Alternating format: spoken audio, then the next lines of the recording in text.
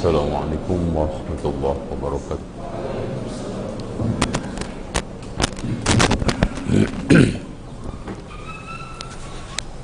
Allahu Akbar, Allah.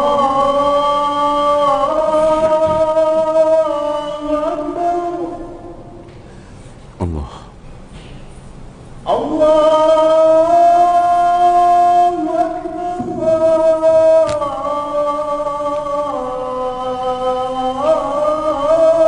Akbar. Allah.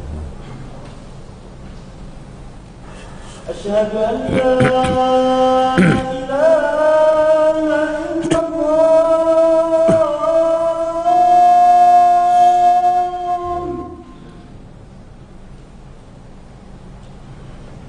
Asyhadu an la ilaha illallah.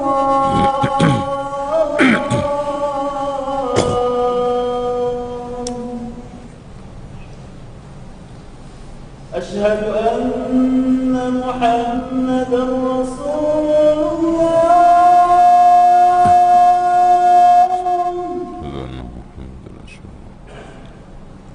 Asyhadu anna Muhammadar Rasulullah.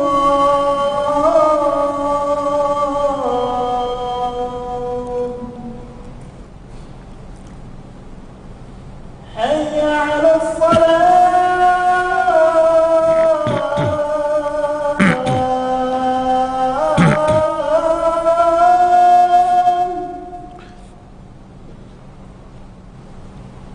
حي على الصلاة.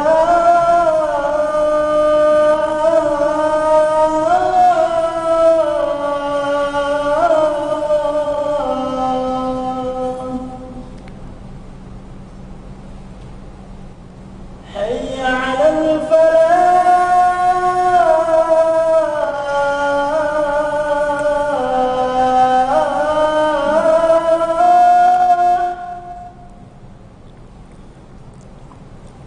حي على الفلاح.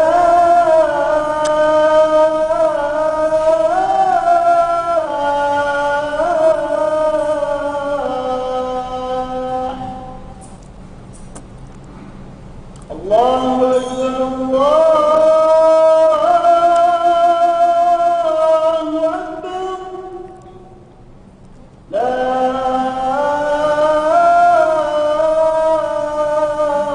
إله إلا الله.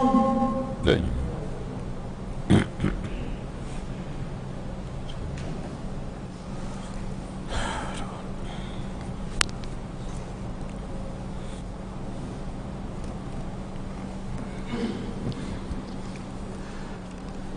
Innal hamdalillah nahmaduhu wa nasta'inuhu wa nastaghfiruhu wa nastahdihi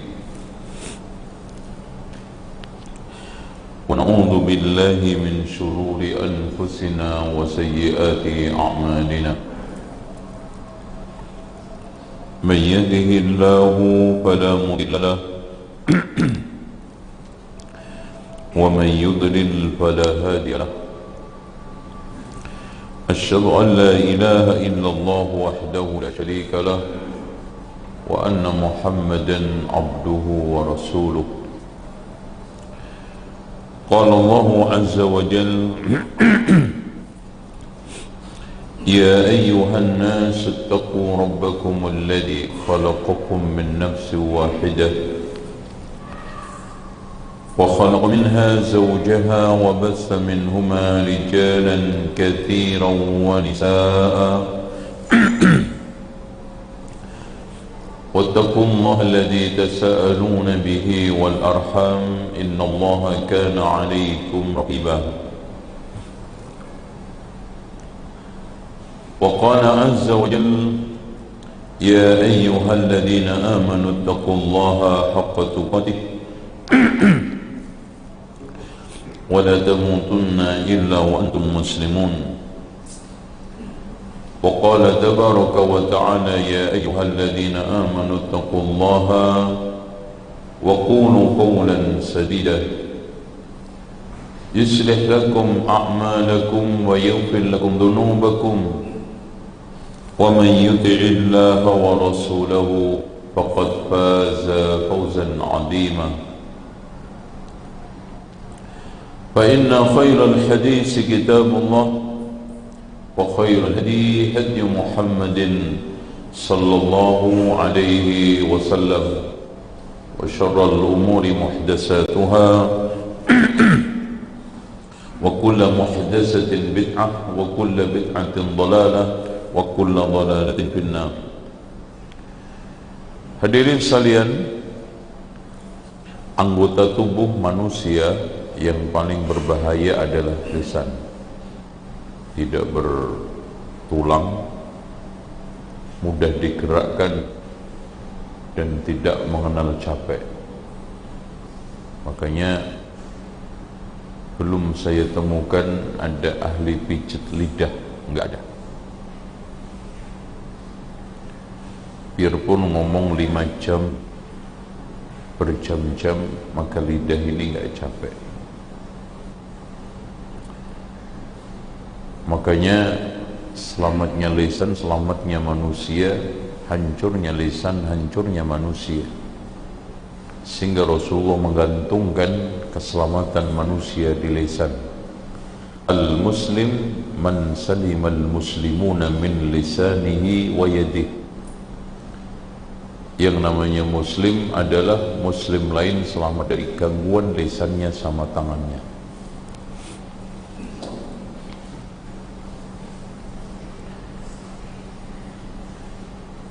Oleh karena itu kata Abu Hurairah, akhir zaman nanti hujatan lisan itu lebih tajam dari hunjaman pedang.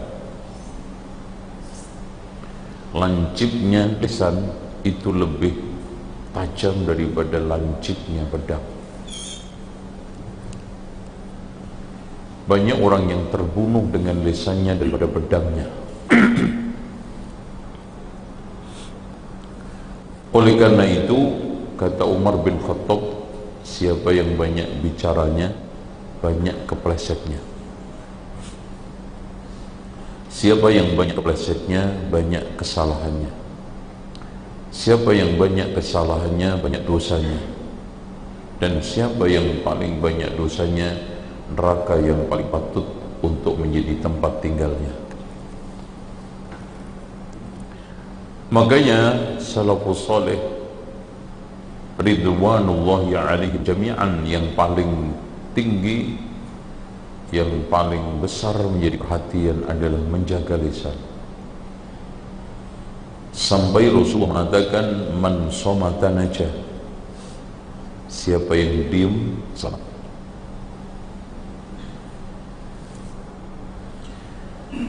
Oleh karena itu pembicaraan kalau enggak ada pentingnya jangan dikeluarkan. Min husni islamil mar'i tarkuhu ma la ya'ni. Pertanda kebaikan Islam seseorang meninggalkan sesuatu yang tidak ada gunanya. Nah, dalam kesempatan khutbah ini saya akan sampaikan 17 dosa lisan, 17 bahaya lisan. Otomatis saya akan sampaikan dengan singkat, mudah-mudahan padat. Yang pertama utama adalah laknat. Lisan ini sering menghadirkan laknat, sering menantang-nantang mubahalah. Sementara Rasulullah mengatakan laisal mu'minu bitta'an wala la'an. Bukan seorang mukmin itu tukang mencela, lagi tukang mengutuk. Sedikit-sedikit ngutuk, sedikit-sedikit ngumpat. Wailul likulli humazatil lumazah. Adapun bahaya lisan yang kedua adalah fudulul kalam, berlebihan di dalam bicara, yang disebut sekarang kasak kusuk, yang disebut sekarang ini kebiasaan-kebiasaan wanita itu paling ramah mulutnya, paling pelit duitnya. Sebaliknya, laki itu paling ramah duitnya, harusnya paling pelit mulutnya. Makanya kata Taufik Al-Hakim, aku dianggap laki-laki paling cerewet setelah berada di keliling wanita, ternyata paling pendiam. Secerewet-cerewetnya laki itu paling pendiam di antara perempuan. Makanya hadirin sekalian, jangan sampai kata Imam Malik kita itu seperti perempuan, gampang mengobrol bicara, gampang melakukan kasak kusuk, gampang melakukan pembicaraan-pembicaraan yang sia-sia. Oleh karena itu Rasulullah mengatakan, tuba liman amsaka lisanahu wa anfaqa ma lahu min fadlih. Cukup beruntung orang yang menahan kelebihan mulutnya, menyalurkan kelebihan hartanya. Kayak gitu. Jangan dibalik. Dermawan dalam mulut, pelit dalam harta. Bahkan harus sebaliknya. Kemudian yang ketiga adalah al-khawd fil batil. Kita itu sering menyeburkan lisan kita di dalam membicarakan hal-hal yang batil. Membicarakan soal masalah perempuan dan auratnya, membicarakan soal masalah aib kanan kiri kita dan berbagai macam pernak-perniknya, membicarakan aib para pemimpin kita di majelis-majelis ghibah politik. Semuanya kata Rasulullah sallallahu alaihi wasallam, inna a'dhaman nasi khataya yaumal qiyamati aktsaruhum khawdan fil batil. Sesungguhnya orang yang paling banyak kesalahan dan dosanya di hari kiamat adalah orang yang paling sering menjeburkan mulutnya di dalam masalah pembicaraan batil. Kita sering membicarakan hal yang haram dan kita remehkan. Kita sering membicarakan masalah aurat dan aib dan kita rendahkan,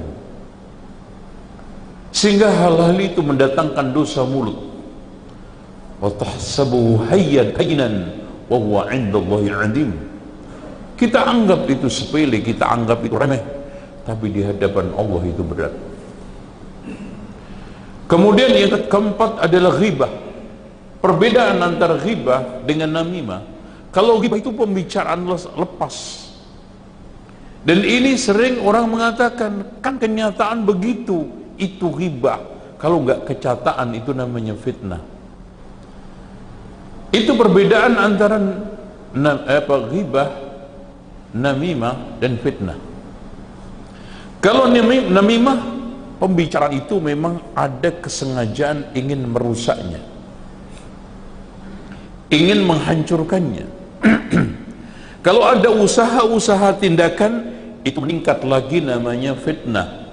Kalau ada usaha-usaha untuk membunuh karakter dan pribadinya, itu namanya si'ayah. Dan tiga-tiganya itu merupakan perkara yang berat di dalam Islam. Al-ghibah, wan namimah, wal fitnah, was si'ayah. Kemudian yang kelima adalah namimah tadi, naqlul kalam bainan nas liyufsidahum. Sengaja memindah pembicaraan satu dengan yang lainnya, tujuannya untuk menghancurkan. Itu namimah. Sehingga Rasulullah SAW mengancam, la yadkhulul jannata namam. Pak, tolong perhatikan, manakala ada dosa yang diancam neraka atau tidak masuk surga, sementara tidak mengeluarkan Islam, itu rata-rata kata Abu Hamid Al-Ghazali, dosanya itu berefek domino. Jadi tidak satu jalur. Ya. Lihat aja dosa yang diancam oleh Allah, la yadkhulul jannata qati, tidak akan bahkan masuk surga orang yang memutuskan silaturahmi. Dan Rasulullah SAW juga mengancam masuk neraka bagi orang yang memiliki kesombongan walaupun sebiji sawi. Karena dosa sombong itu enggak satu aja, berefek. Dosa namimah itu enggak satu saja, berefek. Jadi kecenderungannya orang kalau sudah menjadi kebiasaan itu, rata-rata dosanya lebih banyak daripada kebaikannya, yang akhirnya masuk neraka. Karena pada akhirnya فَأَمَّا مَنْ ثَقُلَتْ مَوَازِينُ فَهُوَ فِي عِيشَةٍ رَاضِيَةٍ. Allah akan masukkan surga. Tapi وَأَمَّا مَنْ خَفَّتْ, siapa? Orang yang melakukan dosa-dosa yang berefek domino. Makanya disebut oleh Allah, innallaha ya'muru bil adli wal ihsan wa ita'i dzil qurba wa yanha 'anil fakhsya, zina berefek, wal munkar berefek, wal baghi, apalagi melampaui batas. Kemudian yang keenam adalah al mira'u wal jidal, yaitu adu mulut, yaitu adu kesaktian argumen kalau istilah. Itu adalah dosa mulut. Banyak orang yang senang berdebat tetapi tidak tahu jeluntrungnya. Padahal hadirin sekalian, hal itu sangat dihindari oleh para ulama-ulama yang hebat ilmunya, yang besar kedudukannya, yang melimpah hikmahnya. Imam Syafi'i ketika diajak debat itu rata-rata keberatan dan selalu memohon kepada Allah, ya Allah, keluarkanlah kebenaran dari mulut lawan debat saya. Karena yang berucap kebenaran gak harus Imam Syafi'i. Kalau kita kan enggak. Kalau enggak kita yang berpendapat, wah kalah kan gitu. Makanya Rasulullah melarang, la tumari akhaka, jangan kamu mengajak debat saudaramu, wala tumazihuhu, dan jangan kamu ajak untuk bergurau, wala ta'idhu mau'idan fatukhlifah, jangan kamu berjanji kemudian mengingkari. Sehingga Rasulullah mengatakan, ana za'imun bi baitin fi rabadil jannah liman tarakal mira'a walau kana muhiqqa. Aku menjamin rumah di tengah surga bagi orang yang meninggalkan debat meskipun dia benar, meskipun dia berpotensi menang. Karena kalau dasarnya itu menang kalah, Pak, nggak ada untungnya. Yang benar itu salah benar, benar salah, baru berangkat. Makanya Imam Asy-Syafi'i mengatakan, idza nataqa as-safihu falam tujibhu fa inna khairan min ijabatihi as-sukutu. Kalau ada orang bodoh mengajak debat kamu, maka jawaban terbaik adalah diam, karena sebaik-baik jawaban adalah diam dan mendiamkan. Terus kemudian al-khusumah itu bertengkar mulut. Ini mirip-mirip, tapi kalau tadi itu ada alasan ilmiahnya. Kalau khusumah ini murni adu mulut, seperti adu mulutnya supir angkot di tengah jalan yang sedang selek, atau seperti adu mulutnya antara madu dengan madu yang sedang rebutan cinta. Itu nggak ada gunanya. Itu murni khusumah, murni mendatangkan murka dari Allah. Makanya Rasulullah SAW mengatakan, mengajak kita agar melembutkan ucapan, tidak meladenin debat dan berbagai macam tengkar mulut. Inna fil jannati ghurafan yura zahiruha min batiniha wa batinuha min dariha addaha Allahu liman alana al-kalam wa at'ama at-ta'am. Sesungguhnya di dalam surga ada kamar yang luarnya bisa dilihat dari dalamnya, yang dalam dari luarnya disiapkan bagi orang yang melembutkan bicaranya dan memberi makan pada orang lain. Selanjutnya yang nomor 8 adalah at-taqa'ur bil kalami wa takalluf. Jadi membaik-baikin di dalam berbicaranya. Ada sebagian orang yang ketika berbicara bersaja, yang ketika berbicara diapik-apikkan, tujuannya hanya untuk menarik orang.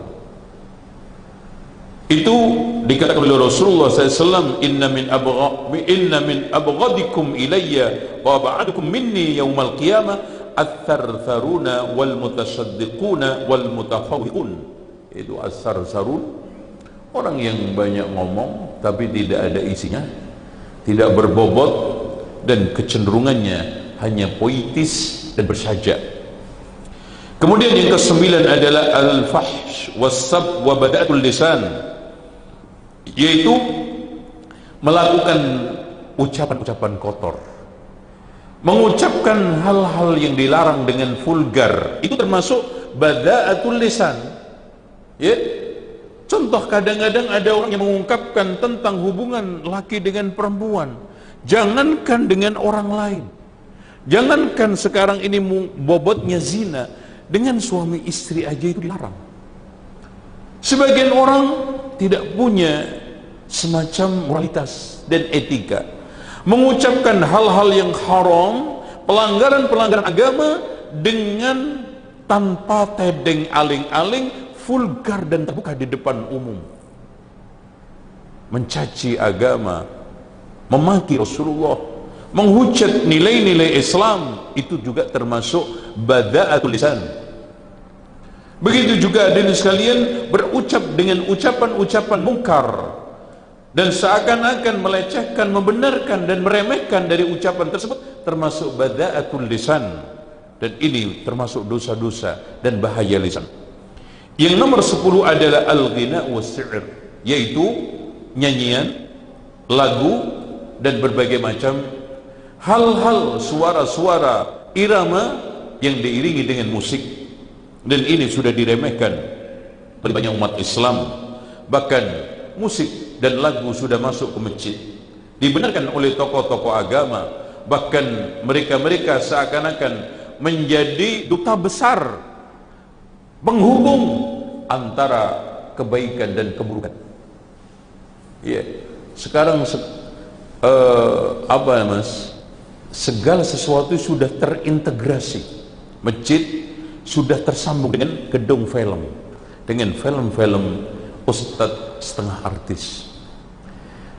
Terus kemudian gereja dengan masjid sudah terintegrasi, dihubungkan oleh penyanyi-penyanyi yang mengaku itu adalah lagu-lagu religius. Sudah semuanya terintegrasi, antara syirik dengan tauhid, antara sunnah dengan bid'ah, antara taat dengan maksiat, antara kufur dengan iman, sudah tercampur baur, terintegrasi. Di sana ada penyambung-penyambungnya dengan berbagai macam alasan-alasan. Padahal Rasulullah SAW mengatakan, la ayyam taliya jawfu ahadikum qayha, seandainya perut kalian itu penuh dengan nanah, hatta yuriyahu, sampai melembung, khairun lahu min ayyam tadi asy'ara, daripada perut kita itu terpenuhi dengan puisi-puisi, dengan syair-syair, dengan lagu-lagu, dengan nyanyian, apalagi yang menjurus kepada melalaikan Allah Subhanahu wa taala. Nomor 11 adalah al-mizah. Gurau itu sebetulnya adalah memaki cuma dengan cara ketawa. Makanya hindari gurau. La tumari akhaka, jangan kamu mengajak debat saudaramu. Wala tumazihu, jangan mengajak gurau, karena gurau itu pada akhirnya adalah permusuhan, dan gurau itu kata sebagian ahli hikmah adiknya permusuhan. Yang nomor 12 as-sukhriyah wal istihza. Di antara penyakit lisan, bahaya lisan adalah menghina, melecehkan, merendahkan, termasuk merendahkan agama. Qul abillahi wa ayatihi wa rusuli kuntum tastahzi'un. Kemudian melecehkan antar sesama kaum muslimin, baik itu kehormatannya, kemuliaannya.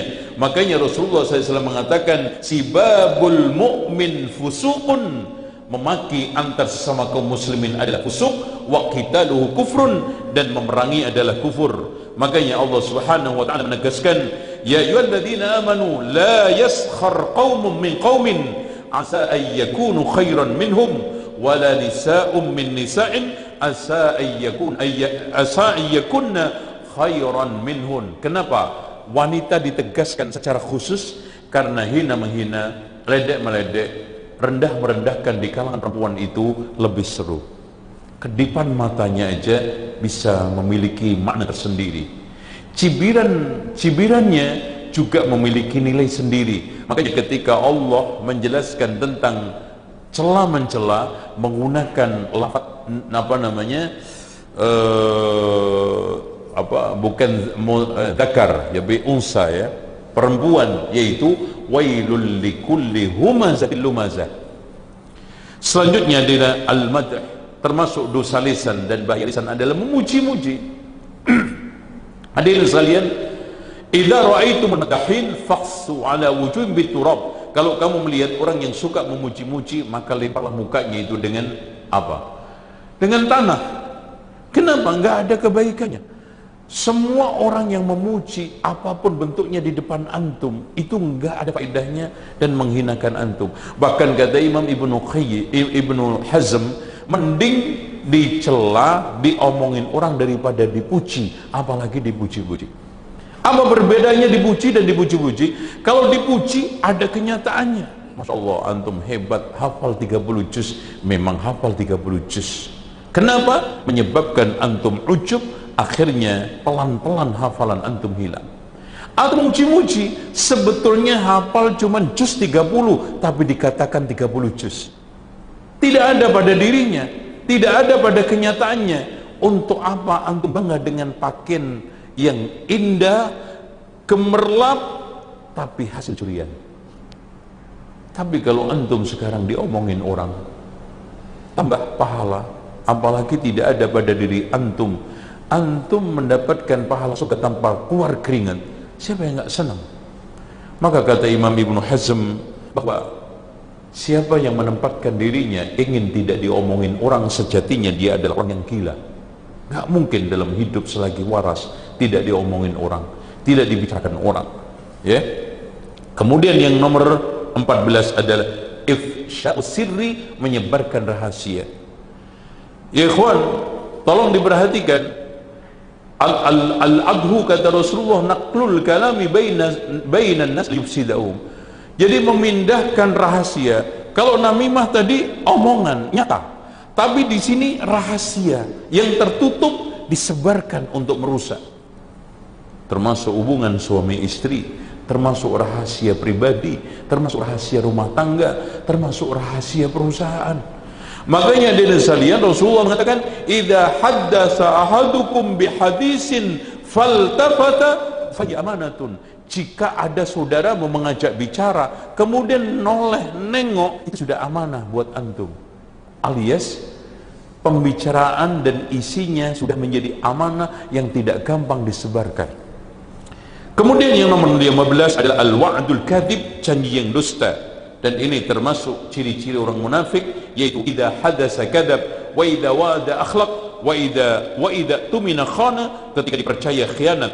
Dan yang nomor 16 adalah al-kadhibu bil qawli wal yamin, dusta di dalam ucapan dan sumpah, dan termasuk di dalam persaksian. Dan banyak orang sekarang ini, hadirin sekalian, memudahkan persaksian palsu, memudahkan sumpah palsu, padahal risikonya adalah berat. Sampai Rasulullah ketika mengucapkan ala wa qaula zur, ala wa syahadat zur, waspadalah terhadap ucapan dusta, kesaksian dusta, sampai 3 berkali-kali. Dan Rasulullah SAW akhirnya senderan di tembok. Karena apa? Karena tidak tahan akan dosa-dosa saksi palsu dan juga ucapan palsu. Yang ke-17 adalah al-ghaflatu minal khata' fil kalam, lalai di dalam masalah-masalah ucapan, maksudnya tergelincir. Ada di antara kita kadang-kadang tergelincir ucapan. Ini juga harus diluruskan, dan ini termasuk dosa lisan. Contoh, di antara kita dengan mudah lepas mengatakan demi Allah, demi Rasul. Siapa yang ngajari antum sumpah demi Rasulullah? Ini salah. Bukankah kita temukan di kalangan orang awam mudah sekali mengatakan demi Allah, demi Rasul, sambil geledek, kepleset lisan. Di dalam masalah asma wa sifat, bukankah di antara kita kadang-kadang nyeletuk dengan nyanyian-nyanyian, mungkin Tuhan mulai bosan, astagfirullah, kan gitu. Sekarang Tuhan di mana-mana, astagfirullah. Ketika ditanya, Pak, Bu, Tuhan di mana? Di hati saya, astagfirullah. Karena itu adalah ketergelinciran yang sifatnya akidah. Bagaimana antum bisa mengatakan Allah di dalam hati saya? Jangankan zat Allah, kursi yang itu letak kakinya Allah aja, Allah katakan apa? Wasi'a kursiyuhus samawati wal ard. Dan ini sering terjadi, baik itu kaitannya dengan akidah, baik kaitannya dengan muamalah. Dan dosa lisan 17 ini mudah-mudahan kita hindarkan dari berbagai macam aktivitas keseharian kita dan dari mulut kita, supaya kita tidak mendapatkan hisab yang berat. Aku qauli hada wastaghfirullah li wa lakum wastaghfirullahal azim, innallaha huwal ghafurur rahim.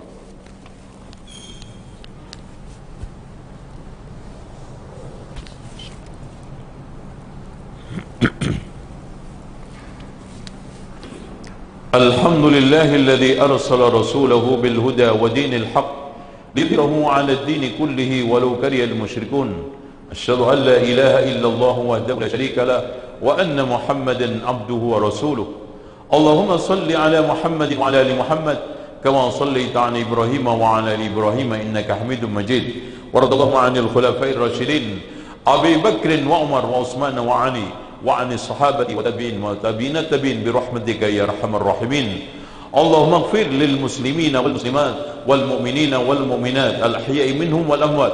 اللهم أرنا الحق حقا وارزقنا اتباعه وأرنا الباطل الباطل وارزقنا اجتنابه. ربنا لا تزغ قلوبنا بعد إذ هديتنا وهب لنا من لدنك رحمة إنك أنت الوهاب.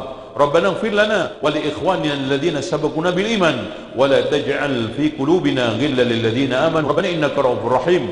ربنا ظلمنا أنفسنا وإن لم تغفر لنا وترحمنا لنكونن من الخاسرين. اللهم اقسم لنا من خشيتك ما تحول به بيننا وبين معصيتك ومن طاعتك ما تبلغنا به جنتك ومن اليقين ما تهون علينا مصائب الدنيا. اللهم متعنا بأسمائنا وأبصارنا وقوتنا أبدا ما أحييتنا واجعل الوارث منا واجعل ثأرنا على من ظلمنا وانصرنا على من عادانا ولا تجعل مصيبتنا في ديننا ولا تجعل الدنيا أكبر همنا ولا مبلغ علمنا ولا تسلط علينا من لا يرحمنا. اللهم ادفع عنا الوباء والبلاء والسقم والنقم والشدائد والمحن والفتن ما ظهر منها وما بطن وعن هذه الأمة جميعا وعن المسلمين جميعا يا رب العالمين. ربنا آتنا في الدنيا حسنة وفي الآخرة حسنة وقنا عذاب النار. عباد الله إن الله يأمر بالعدل والإحسان وإيتاء ذي القربى وينهى عن الفحشاء والمنكر والبغي يعظكم لعلكم تذكرون ولذكر الله أكبر. أقم الصلاة.